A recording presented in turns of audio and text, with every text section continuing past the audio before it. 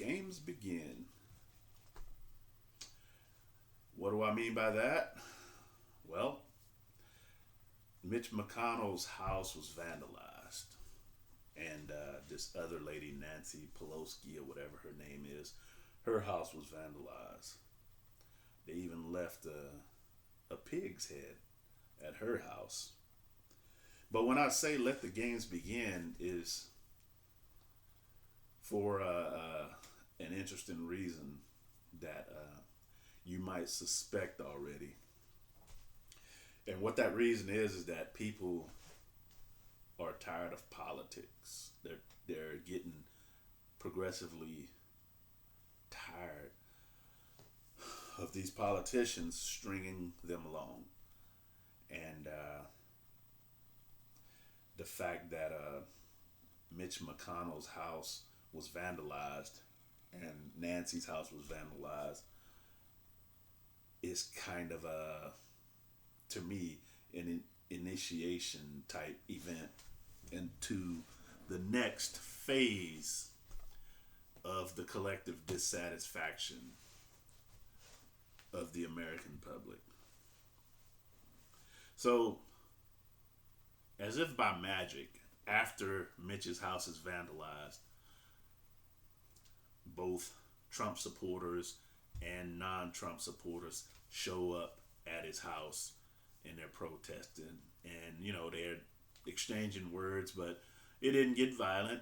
And ultimately, at the end of the day, they had an agreement that it wasn't about their differences, but about a common denominator, which was Mitch McConnell's betrayal of the American public on both sides. Trump supporters say, oh, well, he betrayed Trump. The other people, non Trump supporters, I'll call them Trump haters, what the heck, they're mad because they didn't get the $2,000. And which, if you look at the graffiti that they painted on his house, that's what it's about. Now, Mitch chooses not to see the forest for the trees. He said, me and my wife won't be intimidated by this act of vandalism. I'm paraphrasing a little bit. But that just proves he's not getting it. And people, they're going to get tired of politics as a whole. Now, you can say that people that support the Republican Party are tired of Democrats and vice versa. But now it's going to be a collective mentality of, I'm tired of this crap. I mean, if you think about it, it's a good deal if you're a politician. Politics is a good deal. If you get into the field of politics, depending on how far and how high up the ladder you climb, it's a very good deal. Whereas if you're not, it can be a bum deal. We all know this. Like, if you think about it, Obama was the last president of the United States, aside from Trump. Trump is getting ready to be the former president, but Trump is technically still president until the 20th, 21st. But Obama was the last technical president, and I think the stipend is like $400,000 a year. That's pretty good money for the average citizen. To me, our tax dollars shouldn't be wasted for that. Because whether you like Obama or whether you didn't like Obama, I mean, I liked him, but I don't want to use the money I pay for taxes to pay him every year now that he's no longer doing a job that he finished after 8 years. I mean, he needs to go get another job. Or, yeah. I mean, he already is. He's already gotten other interests, both he and his wife, and they're making a lot of money, truckloads of money. They are. So we don't need to pay them. And Donald Trump proved beyond all shadow of a doubt you can get that job and don't do absolutely nothing but talk crap and tweet, which is what most people do on Facebook and other social media anyway. That's all he did for 4 years. And now he's in a position where he's going to get paid for life. And, he's already old. So, we don't know how long he's going to live, but you get the point. But back to the original point. People are tired of politicians as a whole. No matter the party. There's always been a mentality, for as long as I can remember, of people angry with the police. Just angry with the police. And right now, especially in Donald Trump's tenure as president, there's been some serious protesting of the police. And the police have been retaliating. One way, a lot of them has been retaliating, killing unarmed black men. But people are tired of politics as a whole now. Republicans and Democrats. What happened with Mitch is just an initiation, a sign of things that are to come. Revelation, if you will. These people, just like they've been targeting police stations, targeting police officers, burning down police stations and vandalizing police. It's gone from vandalizing businesses to attacking police stations. They're going to come after politicians now because they're tired of the rigmarole. They're tired of being screwed over, and they're going to start coming after these politicians. And one politician, whether it be Republican or Democrat, is going to have to wake up and say, hey, we need to change our strategy. Something needs to give, because otherwise we're going to have extra security. Yeah. And what's really sad and disturbing is that they're not going to get it. They're not going to get it. And people, just like they've been attacking the police, are going to go after these politicians, whether Republican or Democrat. It ain't going to matter. And ultimately,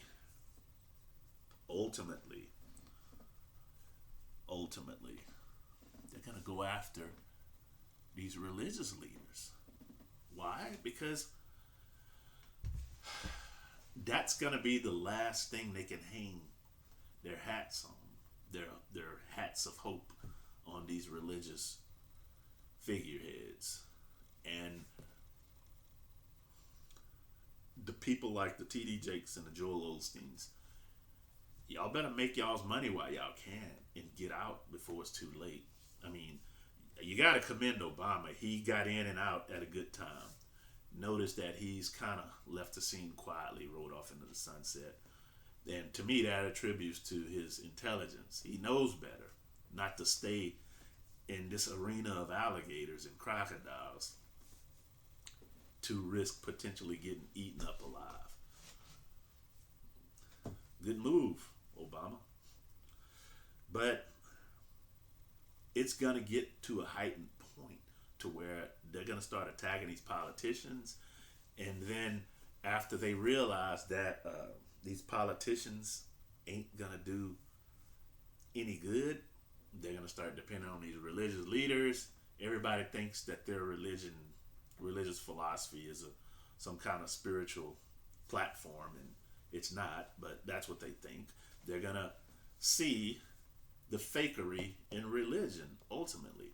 Just like they see the deception, or beginning to see the deception in politics, they're going to trample over these politicians, and the religious people are going to be next on the agenda. They're going to see that fakery, and they're going to start attacking these religious leaders. And you can best believe a lot of them are going to get out. they ain't gonna risk getting messed up or messed over in a bad way, which is a good thing. And what's so crazy is how desperate people can get. People that I know thinking that rappers, I've seen people that I know, people around my age, people 50 years old, talking about Ice Cube is gonna negotiate some kind of deal with Donald Trump and Snoop Dogg is gonna do this or Lil Wayne is gonna do that. I'm talking about rappers who fry their brains out with drugs. People are thinking these rappers are gonna be their saviors. You know, I can halfway understand somebody in their 20s putting these rappers on pedestals. But if you're over 35 years old, you ought to be ashamed of yourself if you're putting a rapper on a pedestal that's going to correct the issues that this country is experiencing. You ought to be ashamed of yourself. And if you got a religious mind, and a lot of these people have religious minds. They talk about Jesus being their savior. And how you gonna say Jesus is your savior and turn around and say, oh, well, Ice Cube is gonna set Trump straight? Really? Ice Cube is gonna set Trump straight. Oh, Lil Wayne will handle it. Lil Kanye West, he'll handle it. He'll take care of business. He's a genius. Kanye West is psychotic. I mean, and people are angry over $2,000. They really are. A lot of people are pissed off over $2,000. And if you think about it, it ain't a lot of money, but it's money. People have gotten killed over $5. I've seen people get beat up behind $1. I've seen that. As a matter of fact, I saw a grown man beat the hell out of another grown man over 50 cents.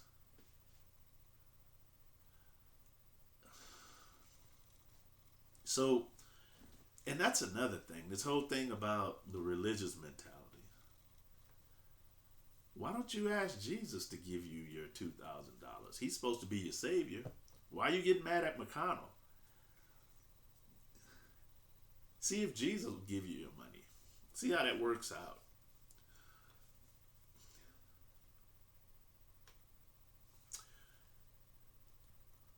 These religious leaders, right now the politicians are under the radar. And the people are going to stop caring about Republicans and Democrats, and they're just going to see politicians as the enemy, just like they see the police.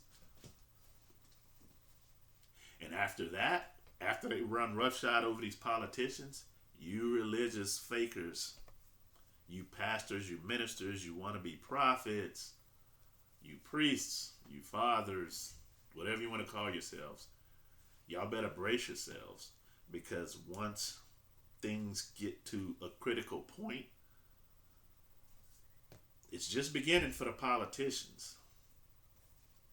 But once things get totally saturated with people getting fed up with the police, with the politicians, they're going to be fed up with you religious leaders, most notably Christian leaders. They're going to be fed up with y'all, and they're going to start tearing into y'all. So y'all better be ready. Y'all better be ready. Yeah, it's getting real. And ultimately, people are going to be made to realize that it's all been a big fake fiasco, a big fiasco of fakery. Both politics and religion. when people are descending into the abyss and they're yelling, crying out like Mr. Bill from the old Saturday Night Live skits. Oh no, oh no, and they're sinking into the abyss, the bottomless pit. And at the bottom, when they hit rock bottom and they stand up and, brush themselves off and they look and, whoa, Jesus, what are you doing here? I thought you were in heaven, dude. He's like, what made you think that? What made you think that? I've been here all along waiting on you. And then the real mask is going to come off, because you're going to discover at that point that the Jesus you thought you served is really the devil. The Jesus you've been tricked into serving is really the devil. And that's what it's all about. The devil is gradually luring everybody into a position to where they get cast into the abyss, and they find out the truth about the Jesus that they thought was the Son of God. The Jesus that they thought, the Jesus that King James invented, that they thought was the Son of God, and found out he's a hoax, and that they were deceived. And then what next? Who knows? Maybe the flames. Maybe at the bottom of the abyss is the lake of fire that the Bible talks about, and the flames will kindle up around them, and that'd be the end of the story. But yeah, we've reached the milestone to the next phase of the revelation, and people are gonna start going after politicians. Anyway, y'all be cool. Stay safe as you can. And God bless.